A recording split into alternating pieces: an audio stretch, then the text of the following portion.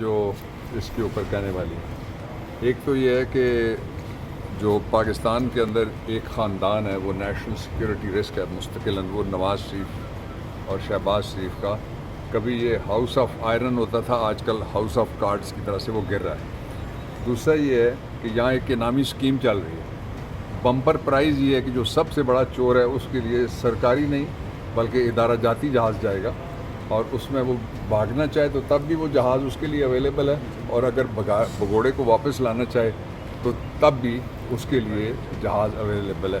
اور یہ وہ جہاز ہیں جو ہم صرف مارچ پاسٹ میں کبھی دیکھا کرتے تھے، اب ہم یہ کرپشن کا جو مارچ ہو رہا ہے اس میں بھی ہمیں نظر آنا شروع ہو گئے. اس لیے لوگوں کی امید ختم کی جا رہی ہے پاکستان کے اندر بھی اور باہر بھی کہ پاکستان ایک کامیاب ریاست ہے. خدا نخواستہ ناکام ریاست تو یہ نہیں ہے، لیکن بنانا ریپبلک کیا ہوتی ہے؟ یہ بنانا سے بھی اگلا یہ تربوز ریپبلک ہے کہ اس کے اندر کیڑے جتنے ہیں سارے کے سارے ان کو اٹھا کے کرسیوں پہ پھینکے. ہم آنے والی نسل جو آپ میں سے زیادہ تر بچے آنے والی نسل کے ہیں، ان کو ہم یہ میسج دے رہے ہیں کہ بچے کبھی مرغی چوری نہ کرنا، تیری آخری عدالت تک بیل نہیں ہوگی. چوری کرنی ہے تو پورا بینک چوری کرو، چوری کرنی ہے اگر تو پورا خزانہ چوری کرو.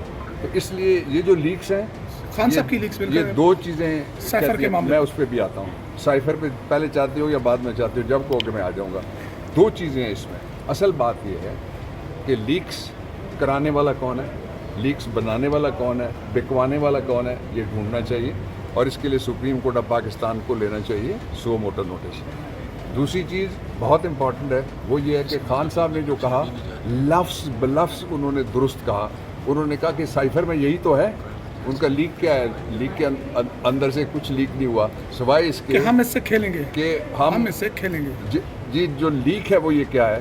پہلے یہ بتاؤ نا ذرا. لیک یہ ہے کہ یہ سائفر ہے، اور اس سائفر کے اندر جو کچھ لکھا ہوا ہے اس پہ ظاہر ہے ہم قوم کے سامنے جائیں گے، ہم پارلیمنٹ کے سامنے جائیں گے، ہم عدالت کے سامنے جائیں گے. یہ ثابت کرتا ہے وہ موقف کہ اس پہ جو سائفر ہے اس کے اوپر بھی کمیشن بننا چاہیے.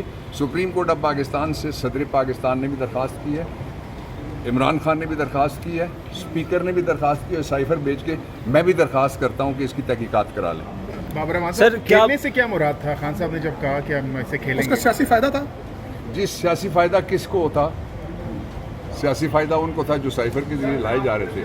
پاکستان کے دفاع کے لیے تو ہم کھیل سکتے ہیں، امریکہ کے دفاع کے لیے کھیلنے والوں کو روکنے کا ایک ہی طریقہ تھا، اور آج بھی وہی طریقہ ہے کہ اس کے اوپر کمیشن بنے. سر کیا آپ سمجھتے ہیں تمام سیاسی جماعتوں کی آڈیو لیکس آ رہی ہیں، کیا انہیں اس شخص کے خلاف متحد نہیں ہونا چاہیے جو ان آڈیوز کو ریکارڈ کرتا ہے اور پھر انہیں لیک کرتا ہے، تمام سیاستدانوں کو بدنام کرتا ہے؟ نہیں سیاستدانوں کو بدنام کرنے کی بات نہیں ہے سر. آڈیو لیکس نہیں، یہ ملک کے چیف ایگزیکٹو ہاؤس کو غیر محفوظ کرتا ہے. بدنام چھوٹا سا لفظ ہے، یہ غیر محفوظ کرتا ہے کہ وہاں اگر کوئی گفتگو وہ ہو جس کے بارے میں ساری دنیا ہمیں کہتی ہے کہ اسلامی بم انہوں نے بنایا ہوا ہے، تو کیا حفاظت ہوگی پھر اگر 105 کا گھنٹے کا کوئی لے کے ایک بیٹھا ہوا ہے، وہ ڈیپ ویب پہ بیٹھا ہوا ہے، اور وہ اس نے لنڈا بازار لگایا ہوا ہے جون سے اور کچھ نہیں ہو سکا.